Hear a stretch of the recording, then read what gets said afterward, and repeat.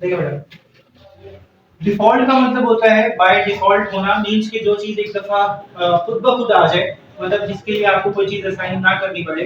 मतलब हम value assign तो करेंगे इसके अंदर, लेकिन before the program entering into the program, मतलब जब प्रोग्राम की डिक्लेरेशन हो रही होगी तो हम उस टाइम पे किसी भी चीज को इसको डिफॉल्ट आर्गुमेंट्स की मदद से असाइन कर देते हैं। कैसे? It will assign the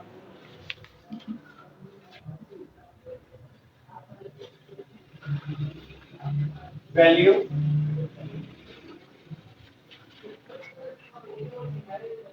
at the time of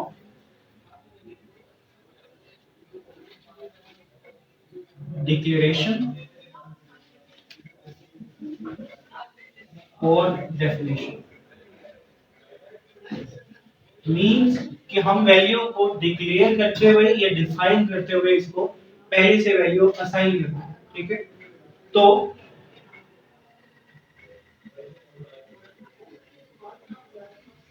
it will choose the default value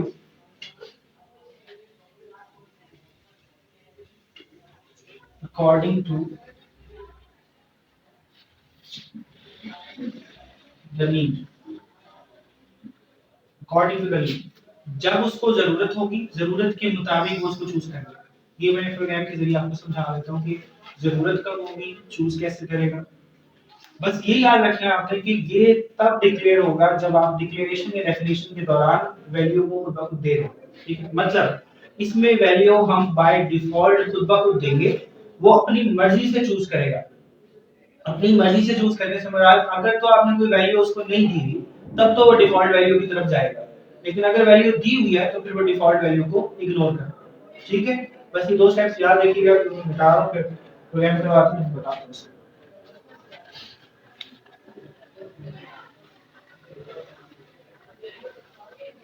अब मुझे लग रहा है एक्सटेंशन भी लेनी पड़ेगी। हाँ जी, देखिए भाई, लेट्स सपोज कोई भी प्रोग्राम है आपके पास जिसमें आपने फंक्शन का नाम रख लिया डिवीजन। कल कल मैंने डिवीजन वाला प्रोग्राम करवाया था ना, उसी में एक डिफॉल्ट आर्गुमेंट कर लेते हैं, तकरीबन सेम है लेकिन थोड़ा बहुत डिफरेंट होगा। अच्छा, डिवीजन, यहाँ पे आपने फंक्शन का नाम रखा, पैरामीटर्स रखे इंट ए और इंट बी। ठीक है, अब सबसे पहले फंक्शन के अंदर गया, फंक्शन के अंदर जाके हमने एक वैल्यू असाइन की और हमने कहा कि इंट सी, और हमने कहा कि c is equal to a over b, यानी कि a की वैल्यू डिवाइड हो जाए b पर और वो वैल्यू असाइन हो जाए c को, और फिर वो प्रिंट करवा दे c आउट में। तो कहते हैं यहाँ पर c की वैल्यू को वो प्रिंट भी करवा दे साथ साथ। पहले तो हमने नीचे जाके प्रिंट करवाया था ना, अब मैं साथ साथ प्रिंट करवा रहा हूँ क्योंकि उसमें रिटर्न वैल्यू तो नहीं है, वैल्यू रिटर्न तो नहीं कर रहा ना वो, बाय डिफॉल्ट ले रहा है। यहाँ पर आप मेन फंक्शन के अंदर आए और मेन फंक्शन के अंदर आकर अपने फंक्शन को कॉल करवाना है। फंक्शन को कॉल कैसे करवाएंगे? By name. नाम क्या है उसका फंक्शन का? डिफ। और यहाँ पर आर्गुमेंट्स पास करेंगे। कितने आर्गुमेंट्स पास करेंगे? दो, क्योंकि पैरामीटर्स दो है आपके पास, तो हम कोई भी वैल्यू पास कर देते हैं 20 और 10। दो वैल्यूज हमने पास ऑन कर दी। अब होगा क्या कि ये तो नॉर्मल सा प्रोग्राम है ना, इसमें डिफॉल्ट आर्गुमेंट तो कुछ भी नहीं है। अगर तो मैं डिफॉल्ट आर्गुमेंट डालना चाहता हूं तो मैं यहां पे मैंने कहा था it will assign the value at the time of declaration या फिर वेरिएबल डेफिनेशन, डिक्लेरेशन के दौरान या डेफिनेशन के दौरान। लेट्स सपोज मैंने यहां पे कहा print b is equals to 5। ठीक है, अब होगा मोशन हो गया।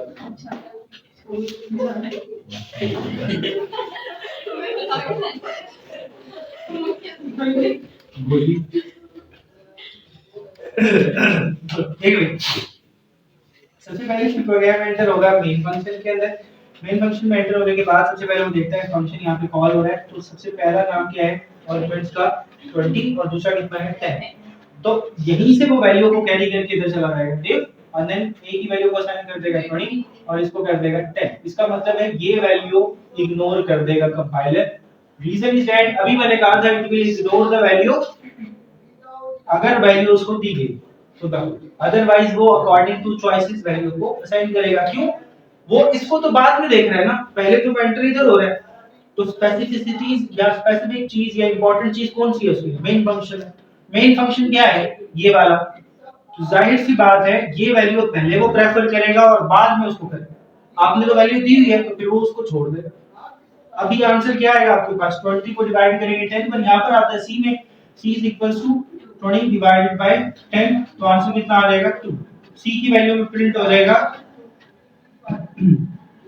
2, ऐसे ही है। लेकिन लेट्स सपोज कि यहाँ पर मैं एक वैल्यू असाइन करता हूँ div और मैं सिर्फ और सिर्फ लिख देता हूँ 20। अब क्या होगा? अब वो मेन फंक्शन के अंदर आया, उसने आके कहा div में क्या पड़ा हुआ है? 20। तो फिर वो 20 को ले जाएगा इधर, वो देखेगा कि नंबर ऑफ आर्गुमेंट्स तो एक है। अब यहाँ पर आकर वो वाली चीज गलत हो जाती है जो हम शुरू से पढ़ते आ रहे हैं। उसमें कहा था फंक्शन के अंदर number of parameter is always equal to number of arguments, लेकिन यहाँ पे नहीं है। इसी चीज से बचने के लिए हमने वैल्यू को असाइन कर दिया। क्यों? नंबर ऑफ आर्गुमेंट्स अभी भी बराबर है, क्योंकि हमने वैल्यू दी हुई है ना। जाहिर सी बात है ना, आप यहाँ पे नहीं भी देते हो तब तो वैल्यू तो दी है, नंबर ऑफ आर्गुमेंट्स तो बराबर है, हमने साथ ही डिफाइन कर दिया ना उसको। डिफाइन भी और डिक्लेयर भी। इसलिए पहले में वो रखेगा 20 और दूसरे में रखेगा 5। तो अब कितना आ जाएगा? 4। ऐसे ही सपोज मैं यहाँ पे खाली छोड़ दूं इसको डेफ और कुछ भी नहीं, तो अब क्या होगा? अब गलत आ रहा है, अब एरर है।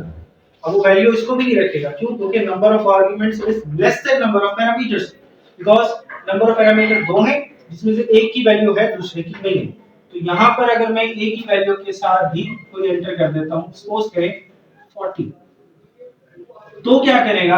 अब वो a की वैल्यू में रखेगा 40 और फिर b में रखेगा। इसका मतलब है कंपाइलर के लिए सबसे नेसेसरी वैल्यूज कौन सी हैं? जो मेन फंक्शन में होती है। अगर तो मेन फंक्शन में वैल्यूज नहीं है तो वो इसको एक्सेप्ट करेगा, otherwise this is called a default.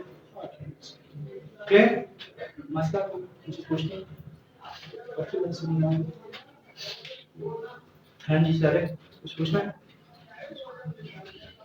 सवाल ही